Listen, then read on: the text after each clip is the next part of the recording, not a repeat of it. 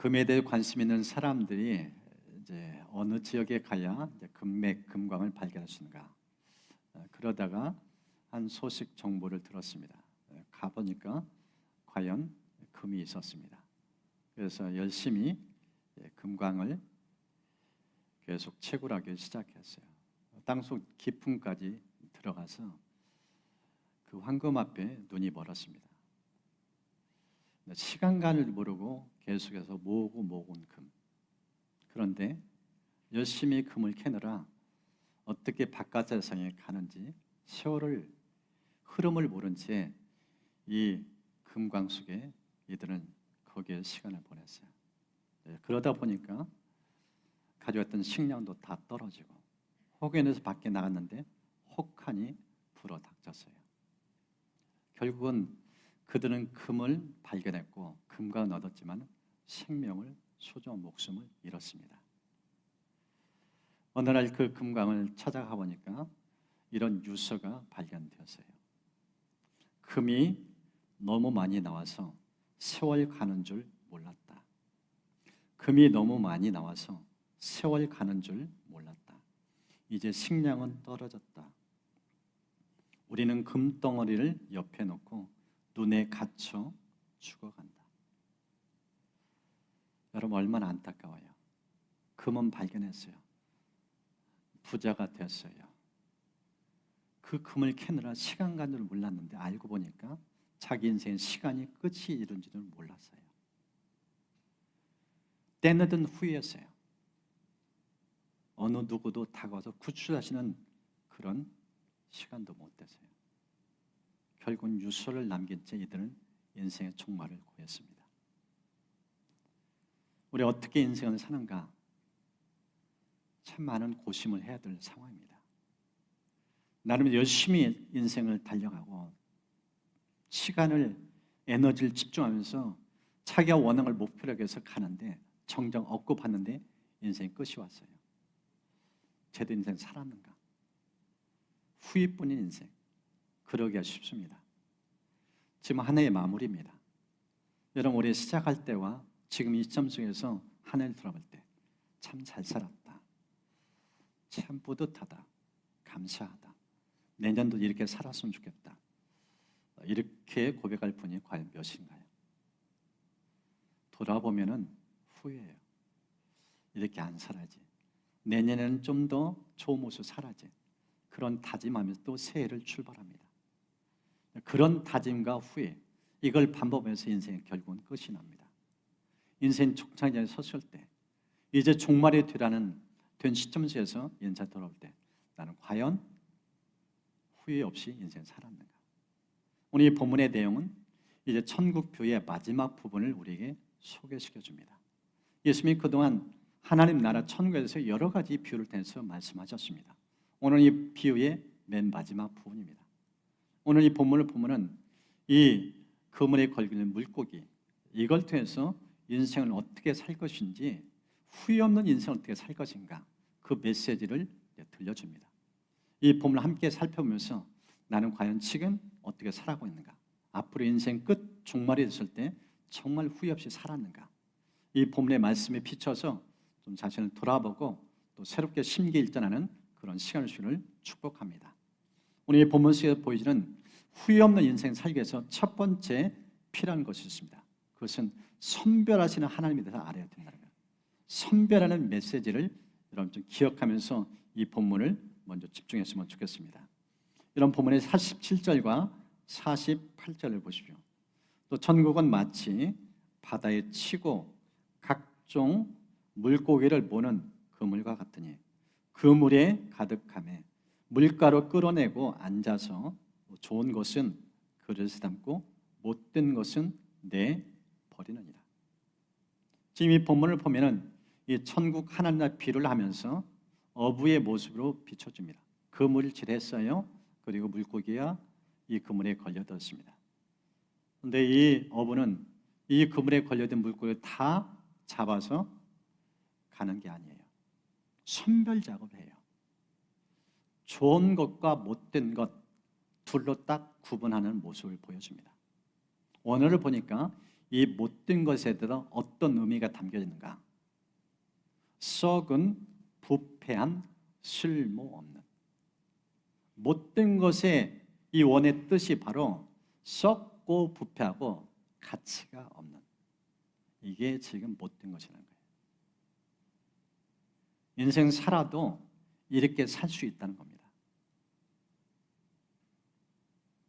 성경을 보면은 하나님께서 선별하는 모습을 이제 구체적으로 보여주는 두 가지 모습이 있어요. 그 첫 번째가 하나님은 외모가 아니라 중심을 보시는 그런 모습을 보여줍니다. 여러분 사무엘상 16장을 보면은 사울이 왕이 되었는데 하나님의 눈에 어긋났어요. 결국은 하나님이 그 왕위를 빼앗았어요. 더 이상 너는 왕이 아니다. 그래서 그 후임을 내정했습니다. 이세 집에 가면은 하나님 내정된 왕이 있다. 가서 기름을 부어라. 사무엘 선지자가 그 하나님의 음성을 듣고 이세 집안에 갑니다. 그래서 자식들 있는 앞에서 인터뷰를 해요. 근데 첫째 앞에 완전히 압도당해요. 키가 훤칠하고 외모가 잘생겼어요. 리더십이 아주 특출난 사람처럼 느껴져요. 그래서 바로 기름 부으려고 했어요. 근데 하나님이 딱 막았어요. 그건 아니다. 그러면서 하나님이 이렇게 말씀합니다. 여호와께서 사무엘에게 이르시되 그의 용모와 키를 보지 말라. 내가 이미 그를 버렸노라. 내가 보는 것은 사람과 같지 아니하니 사람은 외모를 보거니와 나 여호와는 중심을 보느니라. 사람은 겉모습에 속아 넘어간다는 거예요. 여러분 사무엘 선지자 영적인 거장이에요. 하나님 깊이 만난 사람이에요. 하나님 음성을 들으면서 하나님의 일을 수종드는 그런 선지자예요. 근데 정작 인터뷰하는 과정 속에서 눈이 멀었어요. 일반인과 똑같은 시각으로 사람을 대했어요. 겉모습 보고 왕감이라고 판단하고 그냥 기름 부으려고 했어요. 근데 하나님이 아니다. 잘못 보고 있다. 그는 왕감이 아니다. 이미 그는 내 손에서 벗어났다. 그렇게 메시지를 들려줘요. 그러면 하나님이 관심사가 어딘지 중심을 본다. 속을 보고 내면을 본다. 너 겉모습 보고 속지 말라. 중심 보시는 하나님 앞에 하나님의 눈을 가지고 시각을 가지고 사람을 대해라. 그래서 이제 이 하나님의 음성 들은 후에 아주 신중 모드로 인터뷰를 다시 해요. 주도 면면한 사람인데 속은 과연 어떤가? 그 내면을 깊숙이 보는 영적인 통찰력 가지고 사람을 대해요. 그래서 인터뷰를 자그마치 7명을 해요. 근데 7명 인터뷰하면서 거기에 왕감을 발견한가? 없어요. 7 아들들이 있었는데 다 속에 하나님의 기준에 안 맞았어요. 전혀 하나님이 원하는 그런 준비된 그릇이 없었어요. 중심 하나님에 벗어났다는 거예요. 그래서 인터뷰를 다 끝난 다음에 이제 이 사무엘 선지자가 자식도 없느냐 그랬더니 막내둥이 있다고. 근데 지금 막내는 여기 없고 지금 저 들에서 양을 치고 있다고. 그 얘기를 꺼내죠. 근데 이 성경을 보니까 이 막내에 대해서 원어가 어떤 뜻인가? 이런 표현이 담겨져 있어요. 하찮은 중요하지 않은 품에 눈 밖에 있는 아이예요. 키도 작고 외모도 왜소하고 별로 눈에 주목하지 않는 자식, 막내예요. 말째이기 때문에 첫째부터 수순순이라면 벌써 숫자에도 맨 나중이고 부모의 관심사가 이 아이에게는 흐르지 않아요. 그런데 성경 하나님은 이 막내에 관심이 있었어요. 내 마음이 합한 사람, 중심을 보신 하나님 앞에 합격 점수를 받는 사람, 그게 누구인가? 다윗이었어요. 사무엘 선지자도 심지어 그의 부모도 다윗이 그런 인물인 줄 전혀 몰랐어요. 근데 하나님은 보고 계셨어요. 중심을 꿰뚫어 보신 하나님의 눈에 이미 다윗은 합격 점수가 된 거예요. 이게 하나님의 시각인 것을 말씀하고 있어요. 하나님은 어떻게 사람을 분별하고 선정하는가?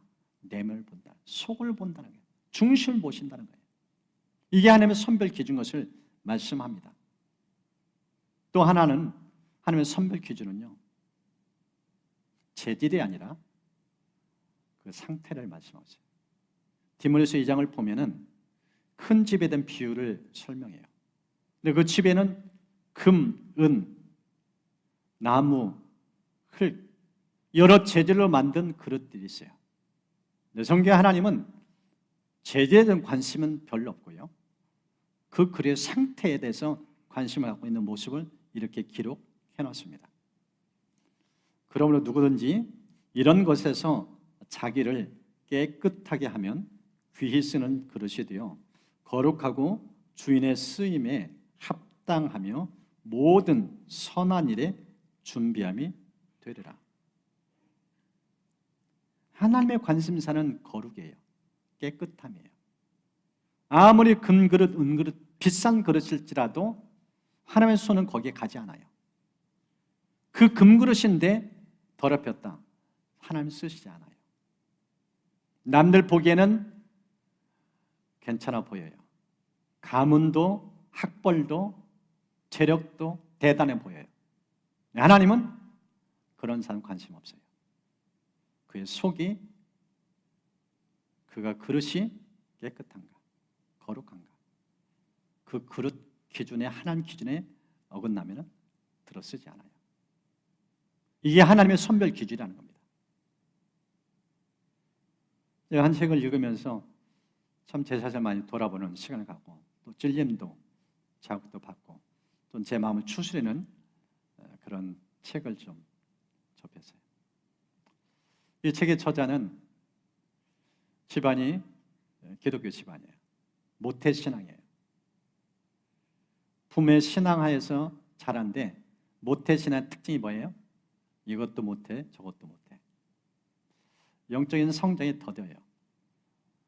종교 문화에, 기독교 문화예요. 예배도 드려요. 근데 예배 속에 하나님을 못 만나요. 세상적이에요. 동생은 착실하게 차분하게 믿음이 성장하고 하나님 뜻대로 살려고 몸부림치는데 언니는 전혀 그런 인물이 아니에요. 보다 못한 동생이 답답해서 언니를 등 떠밀어서 손 붙잡고 수련회 등록해서 같이 가자고. 근데 그 언니의 모습, 수련회 하는 언니의 모습, 귀에다가 이어폰 꽂고 수련회 진행되는 그 시간까지, 수련회장 안에 들어서까지 귀에다 이어폰 꽂고 세상 음악 들었던 언니, 구제불능이에요. 과연 이 사람은 바뀔까? 하나님은 관심이 있었어요. 수련회 딱 들어갔는데 첫날 첫 집회에서 하나님을 만난 거예요. 그때로 두 번 다시 귀에 세상음이 들리지 않아요. 오직 하나님 드높이는 찬양만 들어요. 예배할 때 하나님 만난 다음에 예배 눈이 뜨여져요. 예배가 이 정도로 중요하구나. 예배 한번 제대로 들으면 사람 인생이 이렇게 바꿔지는구나. 예배에 자기 인생을 바치기로 결심을 해요. 내 인생 예배에 목숨 걸리라. 그러면서 스스로 하나님께 예배자로 준비되어 가요.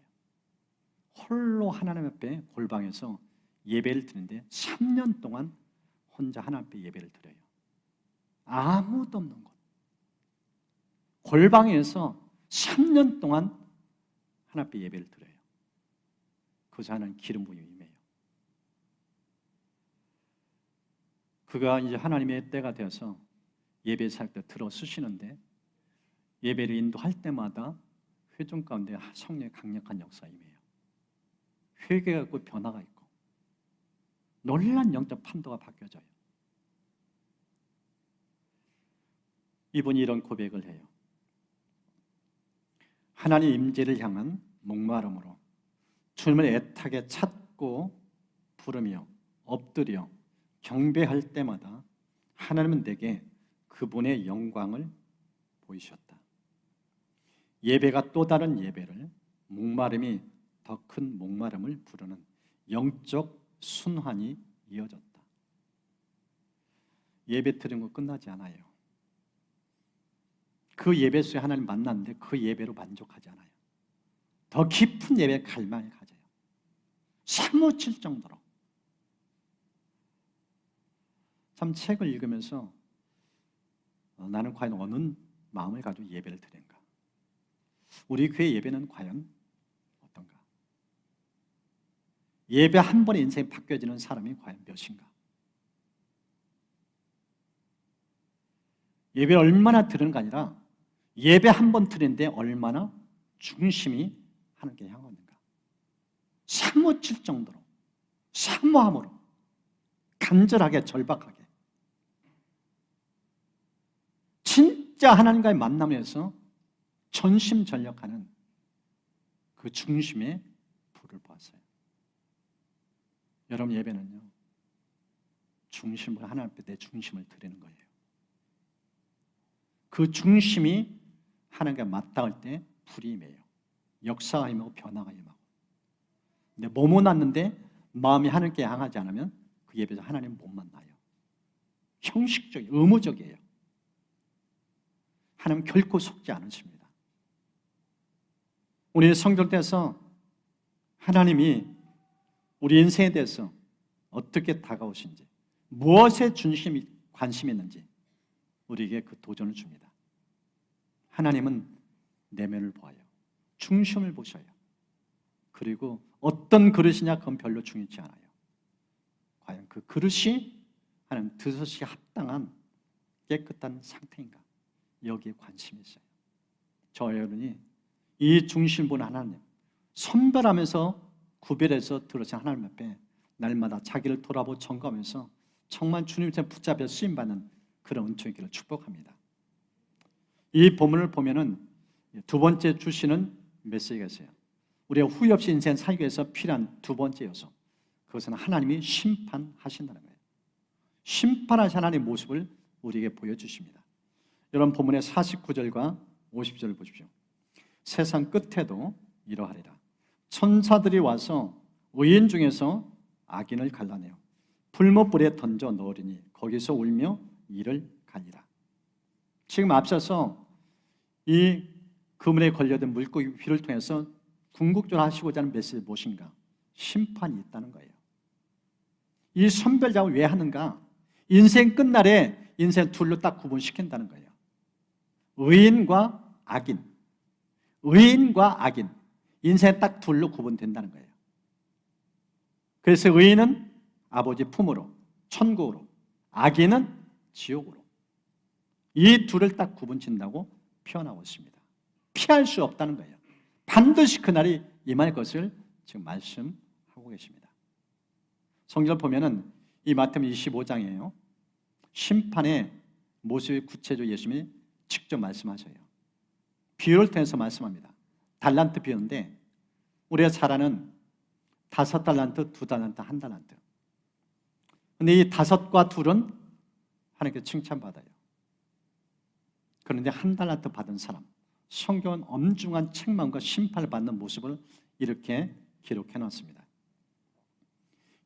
이 무익한 총을 바깥 어두운 데로 내쫓으라. 거기서 슬피 울며 이를 갈리라. 1달란트 받은 사람, 하나님께서 엄중한 심판을 하셔요. 그러면서 이 사람에서 어떻게 낙인을 찍는가? 무익한 총, 쓸모없는 총, 아무런 쓸모 가치가 없다는 거예요. 왜 이렇게 이 사람은 쓸모없다고 말하는가? 여러분, 1달란트는요 숫자 하나에 그치는 게 아니에요. 금 1달란트는 금액으로 환산은 어느 정도인지 이해되시나요? 한 개인이 일한 연봉이 20년 연봉치예요. 20년 연봉을 허송세월 낭비했다는 거예요. 20년 동안 아무것도 하지 않고 그냥 땅에 그 재능을 썩혔다는 거예요. 여러분, 그런 사람 칭찬 받겠어요? 20년 동안 아무것도 안 했어요. 먹고 자기만 했어요. 생산적 일을 하지 않았어요. 그래서 성경에서 하신 말씀은 무익한 종, 쓸모가 없다는, 가치가 없다는 거예요. 가볍게 살라고 엄청난 재능을 주셨는데 그 재능을 제대로 쓴 적이 없다는 거예요. 엄중한 심판을 받아요. 또 하나는 이 마태복음 25장에 양과 염소의 비유를 떼서 또 말씀합니다. 그러면서 염소에 속한 사람의 인생에 대해서 이렇게 심판하는 장면이 나옵니다. 또 왼편에 있는 자들에게 이르시되 저주를 받은 자들아 나를 떠나 마귀와 그 사자들을 위하여 예비된 영원한 불에 들어가라. 지금 이 표현을 보십시오. 하나님 품을 떠나요. 하나님과 함께 할 수가 없어요. 그러면서 마귀와 그 사자를 예비된 저 영원한 지옥에 가라. 왜 이렇게 무서운 심판하셨는가? 성경 보면은 이 사람의 특징을 언급해놨어요. 이들은요 자기밖에 몰랐어요. 이유에 대한 관심이 없어요. 소유된 이웃들, 사랑과 긍휼, 자비가 필요한 이웃들 눈을 주지 않아요. 마음을 주지 않아요. 그들의 고통 소리에 귀를 기울이지 않아요. 오직 나만 위해 살아요. 자기 중심, 자기밖에 모르는 사람. 천국을 자기 없다는 거예요.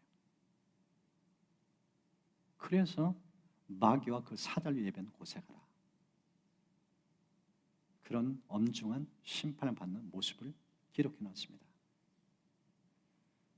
어떤 태도 살 것인지 그 비유를 통해서 우리에게 말씀합니다.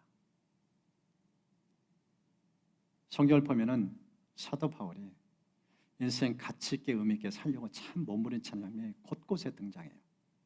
그 중에 하나가 고린도서 9장입니다. 이 고린도서 9장을 보면은 사도 바울이 스포츠 경기를 관람하는데요. 그냥 어느 팀이 이기냐, 누가 우승하냐 여기에 관심 있지 않아요. 그의 관심사는 우승하는 사람의 특징에 대해서 면밀하게 연구해요. 그걸 분석해요. 그가 깨달은 우승자들의 특징, 그들은 자기를 잘 관리한다는 거예요. 절제력이 뛰어나다고 표현하고 있어요. 인생을 허술하게 보내지 않는다는 거예요. 철저하게 자기를 관리하면서 사는 사람이라는 거예요. 그러면서 그 교훈을 자기화시켜요. 내면화시켜요. 자기에게 적용을 시켜요. 그러면서 그가 이런 고백을 합니다. 그러므로 나는 목표 없이 달리듯이 달리기를 하는 것이 아닙니다. 나는 허공을 치듯이 권투를 하는 것이 아닙니다. 나는 내 몸을 쳐서 굴복시킵니다. 그것은 내가 남에게 복음을 전하고 나서 도리어 나 스스로는 버림을 받는 가련 신세가 되지 않으려는 것입니다. 지금 이 표현을 보십시오. 사도 바울은 삶의 초점을 어디에 뒀는가? 남과의 경쟁에 관심이 있잖아요. 나와의 경쟁이에요. 인생의 가장 힘든 경쟁자 누군가? 자기 자신인 거예요. 내 안에는 죄성, 쉽고 편하게, 안일하게, 게으르게 그렇게 살고 싶은 본능이 내 안에 너무 많다는 거예요. 자아중심점의 삶. 이 자기 안에 있는 죄성들, 이게 생각보다 힘겨운 싸움이라는 거예요. 그래서 이 표현을 보시오. 날마다 자기를 쳐서 복종시켜요. 여러분 돌아보세요. 인생 실패하는 사람 공통된 특징이 무엇인가? 자기 관리가 부실해요. 남과의 경쟁에는 최선을 다하는데 진짜 나와의 경쟁에서는 져요. 그래서 사람이 인생이 추해 보여요. 사도 월턴에서 주시는 메시지는 뭐인가? 누가 진짜 성공자인가? 누가 진짜 지혜롭게 인생 사는 사람인가? 자기 관리를 잘하는 사람. 남과의 경쟁에 이기는 게 중요치 않아요. 진짜 중요한 것은 나와의 경쟁이에요. 내가 나를 쳐서 복주지 않으면 나라는 존재는 부실덩어리예요. 오늘 성경은 심판하시는 하나님을 기억하는 사도 바울, 얼마나 자기를 관리에 힘쓰는지를 보여줍니다. 하나님께서 저 이런 10년 가운데서 무엇보다도 남과의 경쟁이 아니라 자신과의 경쟁에서 진정한 승자의 모습을 갖고 살 수 있기를 주의는 축복합니다. 이제 우리가 진짜 후회 없이 살기 위해서 마지막 나눌 부분은 질문을 하면서 살라는 거예요. 여러분, 질문하지 않는 인생 가볍게 삽니다. 어떤 질문이 필요한가?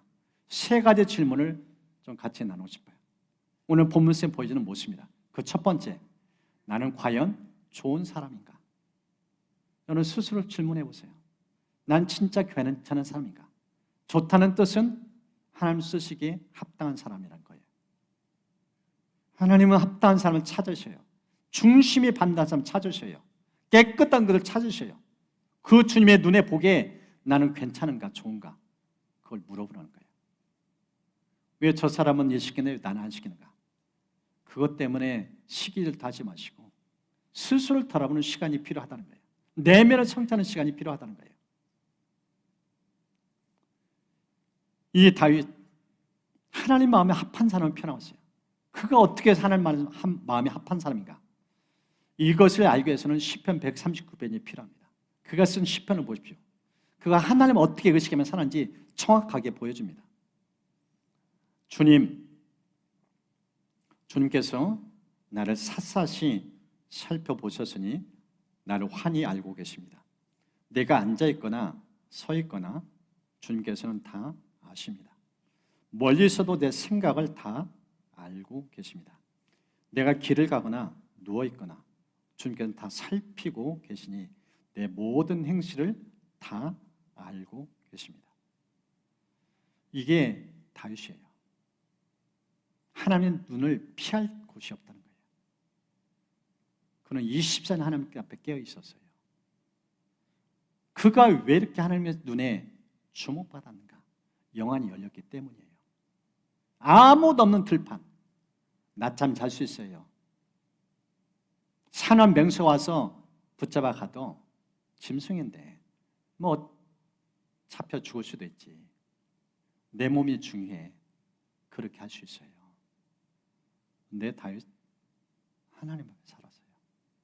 양을 칠 때나 어딜 가든지 하나님을 의식했어요. 내 생각도 살피신다고 표현하세요. 내 모든 행실을 하나님 다 보고 계신다고 표현하세요. 완전히 감시 카메라예요. 여러분 카메라 보세요. 카메라 설치한 거가 안 설치한 거 특징이 뭐예요? 카메라를 의식해요. 카메라 앞에 살아요.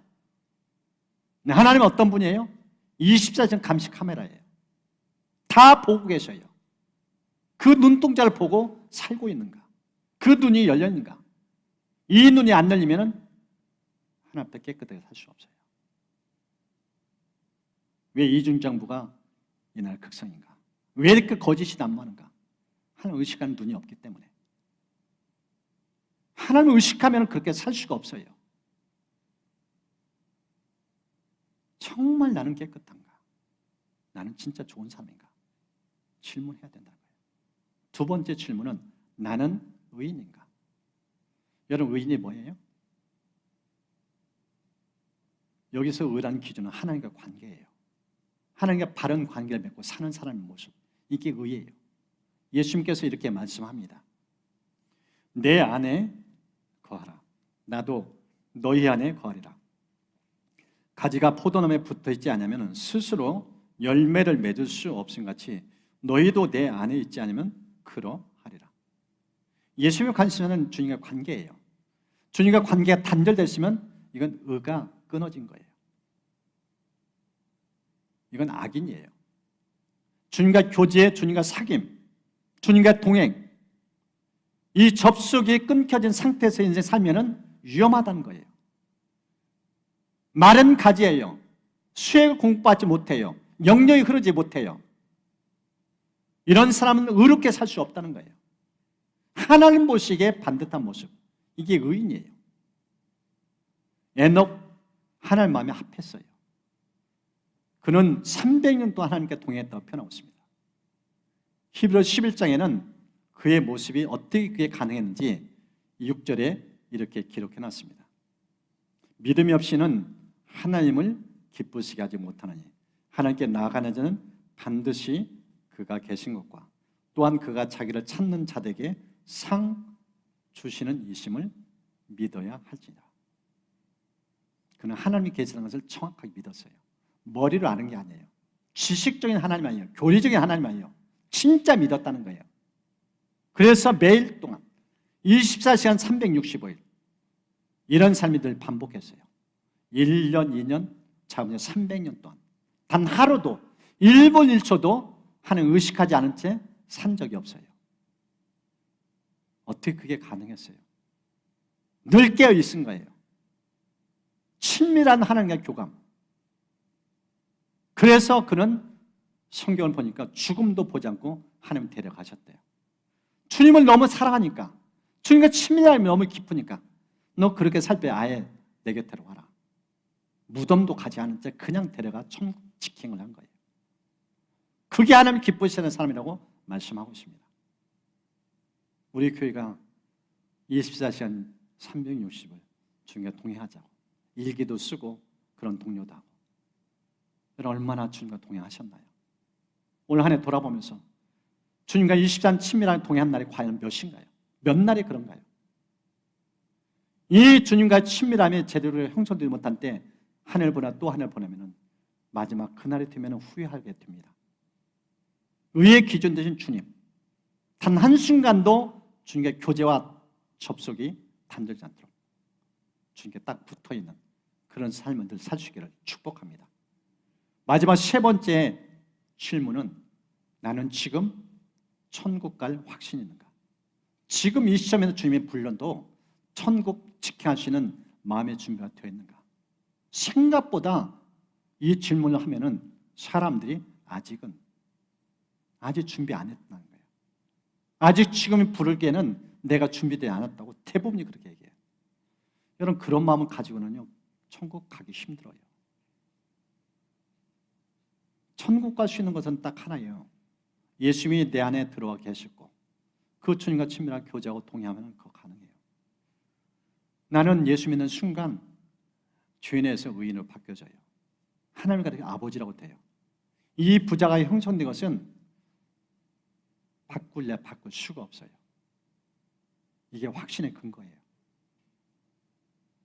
이 분명한 근거를 갖고 살아야 제대로 된 삶을 살 수 있어요. 여기에 한 가지 더 추가될 부분이 있다면 이 마태복음 25장의 예수님의 말씀입니다. 그런즉 깨어 있으라. 너희는 그 날과 그 때를 알지 못하니라. 언제 불러도 갈 수 있는 준비. 날마다 그렇게 살라는 거예요. 오늘 내 인생 마지막인 것처럼. 젊기 때문에 아직도 내 인생 살 날이 많다? 그건 오산이라는 거예요. 언제 부를지 몰라요. 저는 목회 현장에서 자녀가 부모보다 먼저 떠난 그런 장면을 몇 건 치렀어요. 참 부모를 떠나보내는 아픔도 큰데 자식이 사고로 질병으로 떠날 때 진짜 평생 가슴에 묻는다는 게 무엇인지, 제가 직접 장례했던 한 자녀 장례 20대 따님이에요. 열심히 인생 살던 딸이에요. 어느 날 갑자기 몸이 안 좋아서 병원에 갔는데 암 말기예요. 손을 쓸 수 없어요. 결국은 딸이 부모보다 먼저 떠나요. 장례 끝났어요. 수년이 지났는데도 그 어머니가 저만 보면 눈물이 그냥 마치 수도 틀어놓은 것처럼 끊임없이 눈물이 흘러나와요. 1년, 2년, 3년 수년이 지났는데도 이 자녀를 떠나보는 아픔을 어떻게 회복하기 힘들 만큼 그런 극한 고통의 시간을 보낸 걸 봤어요. 여러분, 젊다고 평생 오랫동안 살 것처럼 아니에요. 부르는 건 하나님이에요. 하나님 언제 불러도 갈 수 있는 준비가 되어 있어야 돼요. 인생 내 시간이 없어요. 시간표는 하나님 손에 속해 있어요. 주님이 언제 불러도 갈 수 있는 그 준비가 늘 되어 있어야 돼요. 그래서 예수님을 제대로 믿어야 돼요. 한 번 믿은 예수님은 절대 떠나지 않아요. 그래서 내가 주인 걸 믿고 그걸 인정하고 예수의 십자가 부활에도 그걸 진료로 받아들이고 날마다 그 주님을 가까이하고 죄의 뜻을 쫓아 이렇게 살아가면 언제 불러도 하나님 품에 안기는 확신을 안겨주고 떠나가게 되어집니다. 여러분 그 믿음 갖고 살 수 있기를 축복합니다. 오늘 본문은 세 가지 중요한 메시지를 우리에게 들려줍니다. 후회 없이 인생 살기 위해서 필요한 세 가지. 첫 번째, 하나님의 모습은 선별이에요. 하나님은 모두 다 데려가지 않으셔요. 선별 작업을 하시는 하나님이에요. 좋은 것과 못된 것. 하나님 기준이 있어요. 중심, 깨끗함. 그 선별의 하나님 앞에서 제대로 인생을 살라고 말씀하고 있어요. 마지막 날 심판 때에 있음을 말씀합니다. 이 심판은 피할 수가 없어요. 이 심판대에 섰을 때 책망 받는 두 가지 얘기를 꺼냈습니다. 한 달란트. 하나님 나에게 인생의 소중한 재산, 그 재능을 주셨어요. 그 재능 허비하지 말라는 거예요. 가볍게 가치게 쓰라는 거예요. 유용하게 쓰라는 거예요. 그리고 나에게 주신 은혜를, 축복을 나만에 쓰지 말고 유대의 사랑을 흘려보내고 소위 돌아보면서 함께 인생을 기쁘게 살 수 있도록 그런 축복의 손길로 쓰임받도록 하라는 거예요. 마지막 부분은 질문이에요. 질문하지 않으면 인생 깊게 고민하지 않아요. 자신을 돌아보지 않아요. 세 가지 질문을 나눴습니다. 첫 번째는 나는 진짜 좋은 사람인가? 하나님이 쓰시기에 합당한 사람인가? 스스로 질문하고 부족하다면 그거를 보완 작업을 해야 됩니다. 그리고 이 두 번째, 나는 의인인가? 하나님 관계를 늘 바르게 하고 살고 있는가? 에녹처럼 하나님의 사람들처럼 주님과 친밀한 교제, 접속을 날마다 하고 있는가?